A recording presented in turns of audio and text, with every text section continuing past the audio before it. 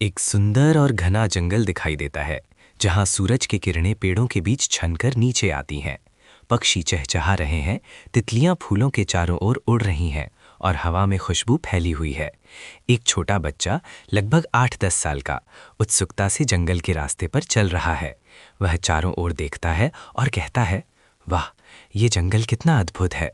मुझे जानना है कि यहाँ क्या रहस्य छिपे हैं। वह धीरे धीरे चलते हुए पेड़ पौधों और रंग बिरंगे फूलों को निहारता है।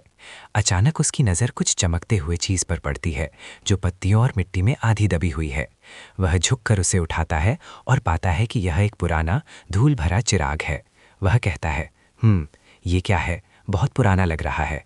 शायद ये जादू ही हो। बच्चे ने धीरे धीरे चिराग को रगड़ना शुरू किया। अचानक चिराग से तेज रोशनी निकलती है, हवा में हलचल मचती है, पत्ते और फूल उछलने लगते हैं और जंगल अचानक जीवित हो जाता है। चिराग चमकते हुए सोने का बन जाता है और छोटे छोटे चमकते तारों की तरह प्रकाश उसके चारों ओर फैल जाता है। बच्चा आश्चर्यचकित होकर कहता है, वाह, चिराग सोने का बन गया। ये सच में जादू का तूफान है। उसके हाथ में चिराग की चमक जंगल में चारों ओर फैल जाती है। आसपास के जानवर, बंदर, हिरण, पक्षी सब इस जादू को देख हैरान हो जाते हैं। बच्चा सोचता है, मुझे इस जादू का सही इस्तेमाल करना चाहिए। मैं चाहता हूँ कि इस जंगल के सभी जानवर हमेशा खुश और सुरक्षित रहें।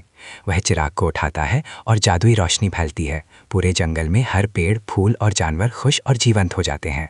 जंगल में रंग बिरंगी रोशनी फैलती है, हवा में जादुई चमक और छोटे चमकते जीव उड़ते हैं।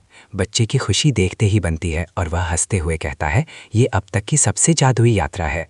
धीरे धीरे जादुई तूफान शांत होता है, जंगल स्वर्णिम रोशनी में चमकता है और सभी जानवर खुश होकर खेलते हैं।